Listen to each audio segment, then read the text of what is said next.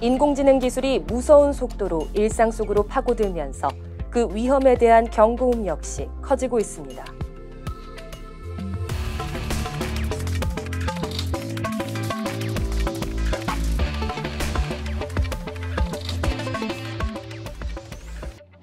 인공지능 개발 활용 과정에서 발생할 수 있는 인권 침해 방지를 위한 기준.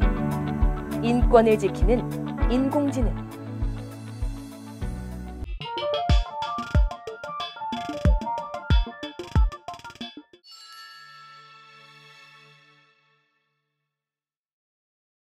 구글 포토에 흑인 여성이 사진을 저장했더니 고릴라라는 태깅이 붙었어요. 잘못 분류를 한 거죠.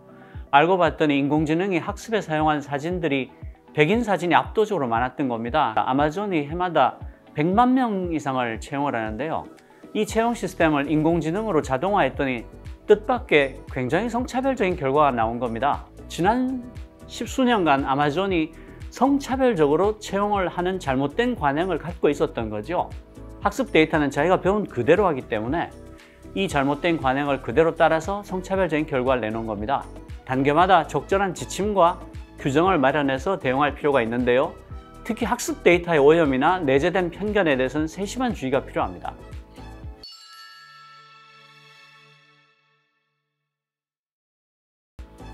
미국 사례가 아주 좋은 참고가 될 만합니다. 알고리즘 책임법은 기업이 지금 사용하고 판매하는 자동화 시스템의 영향을 평가하도록 요구하고 자동화 시스템의 사용 시기와 방법을 사용자가 알 수 있도록 지금 당신이 마주하고 있는 게 자동화 알고리즘이에요 라고 밝히도록 새로운 기준을 만들고 소비자가 중요한 의사결정의 자동화에 대해서 충분하고 정확한 정보를 받은 다음에 선택을 할 수 있도록 지원합니다.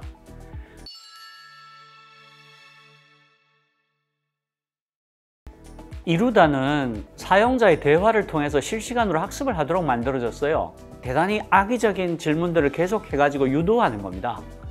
챗GPT가 다른 것은 인간의 윤리하고 정렬하는, 그걸 얼라이먼트라고 하는데요. 정렬하는 과정을 거쳤죠. 그래서 챗GPT가 이루다보다 훨씬 더 강하게 버틴 겁니다. 그렇다고는 해도 지금 인공지능들은 챗GPT, GPT-4를 포함해서 전혀 견고하지 않습니다. 그러니까 인공지능을 지금보다 훨씬 견고하게 만드는 방법이 개발돼야 됩니다.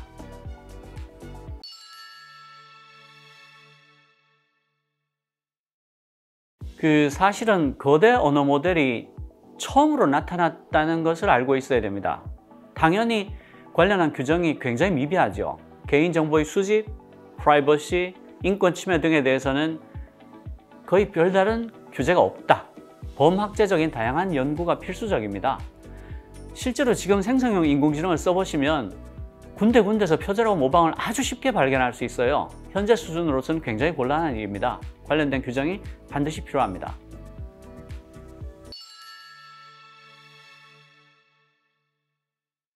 눈 깜짝할 사이에 수십만 명, 수백만 명을 자동으로 분류한다고 생각해 보십시오. 이게 본질적으로 인권에 대한 아주 새로운 강력한 위협이 될 수밖에 없습니다. 가령 유럽연합은 사람의 신용평가에 관한 것을 인공지능으로 하려고 할 때는 반드시 왜 그런 결정이 나왔는지를 설명할 수 있어야 한다. 그러니까 설명할 수 없다면 어떤 경우에도 인공지능은 쓸 수 없다라고 규정하고 있습니다.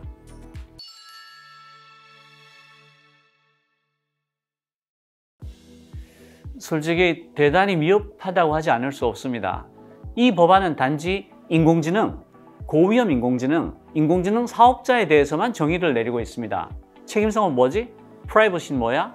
포용성과 지속가능성은 뭔가요? 이런 것들이 아무데도 정의가 없어요. 그래서 유럽연합, 미국 이런 곳하고 손을 잡고 전체가 같이 연구해서 법안을 함께 만드는 게 아주 좋은 방법이라고 생각하고요.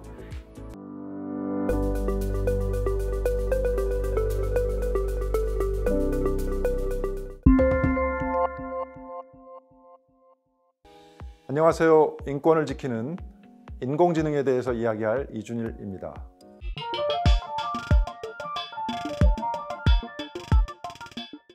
인공지능이나 AI라고 하면 가장 먼저 떠오르는 것이 무엇인가요? 이세돌 프로기사와 대등한 실력으로 바둑을 둔 알파고를 가장 먼저 떠올리는 분이 많을 겁니다. 요즘 검색이나 번역, 리포트 작성 등 원하는 일을 알아서 척척 잘 해줘서 엄청난 인기를 모으고 있는 인공지능 챗 GPT를 떠올리는 분도 있을 것입니다. 인공지능은 기본적으로 사람이 가진 자연지능이 수행하는 학습과 추론, 판단의 과정을 전자적으로 구현하는 알고리즘, 그리고 그에 따른 프로세스를 뜻하고 인공지능을 작동하게 만드는 다양한 기술을 포함하고 있습니다. 인공지능은 기계학습이나 심층학습을 통해서 학습하고 추론하며 판단을 하는 것으로 알려져 있습니다. 인공지능이 침해할 수 있는 인권이란 무엇을 의미할까요? 인권을 보장하는 법 규범은 다양하게 있지만 인권의 핵심은 인간의 존엄성에 있습니다. 쉽게 말해서 모든 인간은 태어나면서부터 그 자체로 존엄한 존재라는 뜻이죠. 모든 과학기술이 종국적으로 인간을 위해서 봉사해야 하는 것처럼 인공지능 기술도 그 자체가 목적이 아니라 최종적으로 인간의 행복과 삶의 질을 향상시키는 데 봉사해야만 합니다. 현행 헌법도 헌법적 권리의 출발점으로서 인간의 존엄과 가치를 보장할 뿐만 아니라 행복 추구권이라는 이름으로 자유권을 전반적으로 보장하고 있습니다. 동시에 명시적으로 평등권과 차별받지 않을 권리도 보장하고 있습니다. 인권의 관점에서 인공지능 기술은 인간의 존엄성을 침해하지 않아야 하기 때문에 이것을 구체화하는 행복 추구권이나 평등권을 침해할 수 없습니다.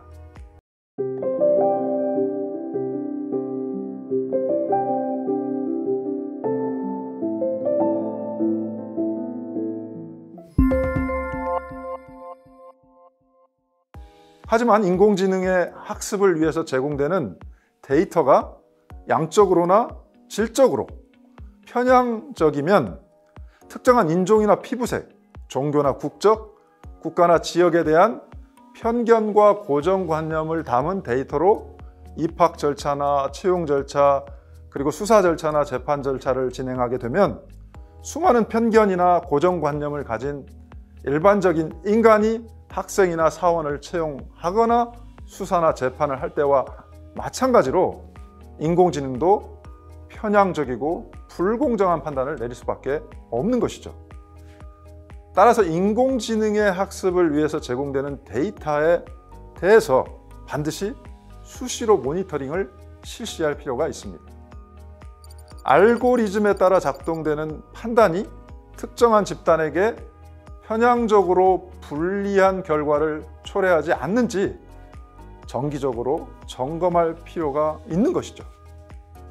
인공지능은 누군가에게는 접근이 매우 어려운 기술일 수 있습니다. 키오스크를 사용할 줄 몰라 필요한 음식이나 물건을 구매할 수 없는 사람들이 늘어나는 것과 같은 현상이죠.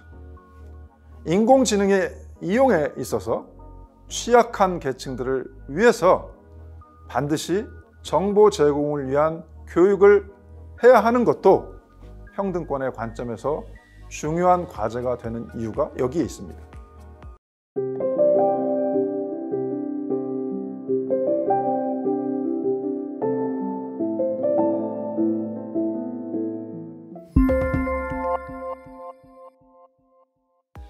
개인정보 자기결정권에는 자신의 정보를 수집하는 데 동의할 수 있는 권리뿐만 아니라 수집된 자신의 정보에 언제든지 자유롭게 접근해서 열람하고 수정할 뿐만 아니라 사용 중지나 삭제를 요구할 수 있는 권리가 포함되어 있기 때문에 인공지능을 활용한 시스템의 경우에도 이와 같은 권리가 동일하게 보장되어야 합니다.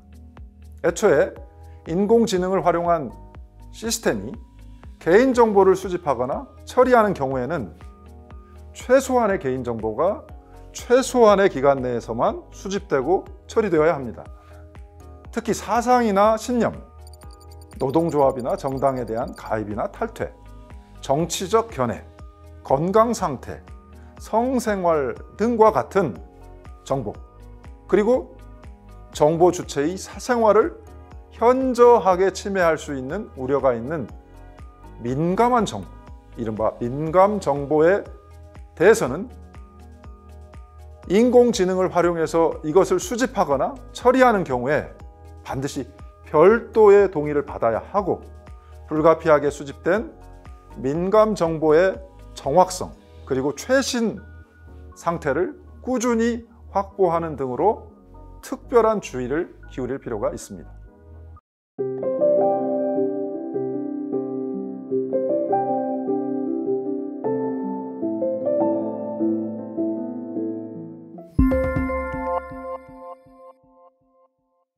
인공지능은 주어진 알고리즘에 따라 학습하고 추론하고 판단하는 작업을 수행한다고 했죠. 하지만 인공지능이 수행하는 판단이나 결정과 일정한 이해관계를 가진 대부분의 사람들은 인공지능의 기반이 되는 알고리즘과 이에 따라 일정한 판단이나 결정이 내려지는 과정을 이해하기가 현실적으로는 어렵습니다. 수사 절차나 재판 절차, 특히 법적으로 인공지능 시스템에 의한 의사결정의 효력이 공식적으로 인정되고 있는 행정 절차, 그리고 수많은 사람들이 빈번하게 이용하는 금융기관의 의사결정 절차에서도 객관적이고 공정하다고 미리 전제된 알고리즘이 가지고 있는 이러한 불투명성으로 인해서 납득할 수 없는 결정에 아무도 이의를 제기할 수 없게 되는 것이죠. 따라서 인공지능으로 인해서 알 권리가 침해되지 않도록 하기 위해서는 인공지능의 판단 과정을 결정하는 알고리즘에 대한 설명의 의무를 부과할 필요가 있겠죠. 인공지능을 이용하는 사람의 관점에서 보면 인공지능의 판단 과정에서 투명성을 제고하기 위해서 알고리즘에 대해서 설명해 주도록 요구할 수 있는 권리가 보장될 필요도 있습니다.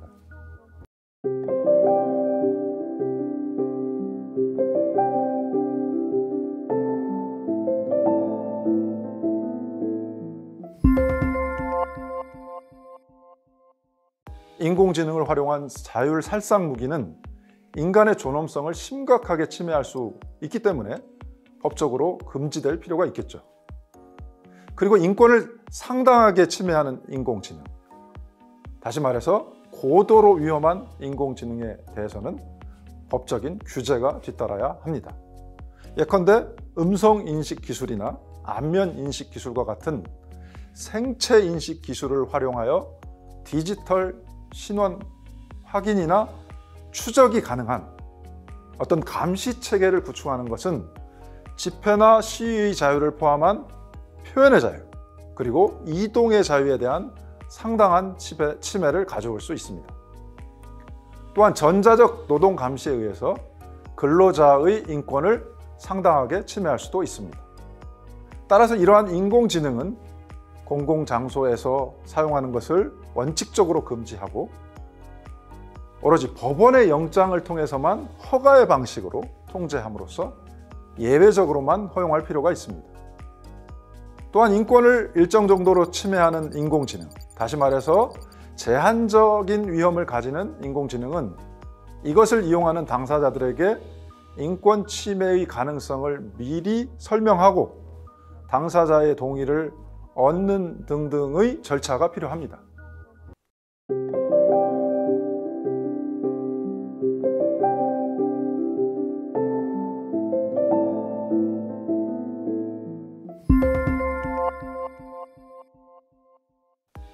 인권 영향평가 제도는 어떠한 결정이나 정책이 수립되기 이전에 미리 인권에 미치는 부정적인 영향을 평가하도록 요구하는 제도를 의미합니다. 국가는 인공지능 기술의 개발과 활용에 있어서 사전에 인권 침해의 가능성과 정도, 인권 침해를 받는 사람의 범위와 침해될 수 있는 인권의 유형, 인권과 관련해서 인공지능 기술이 준수해야 할 기본적인 원칙의 전형적인 위반 형태 등 인권에 대한 부정적 영향에 대해서 반드시 실사를 진행할 필요가 있습니다.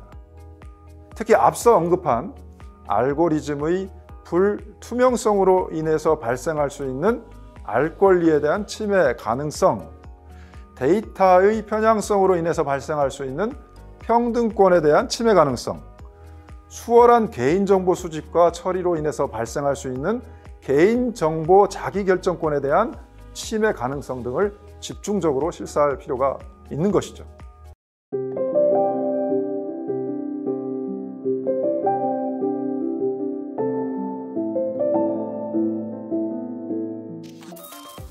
인공지능은 인간에게 혜택을 주기도 하지만 위험을 가져다 주기도 합니다. 인공지능으로 인권이 침해될 수 있는 다양한 형태의 위험성을 고려해서 국가는 반드시 입법적, 제도적 장치를 마련해야 합니다. 그리고 인공지능을 활용한 제품을 생산해서 판매하는 기업도 인공지능으로 인한 위험성을 예방하고 그로 인해서 피해를 구제하는 제도와 절차 그리고 정책을 반드시 마련할 필요도 있습니다.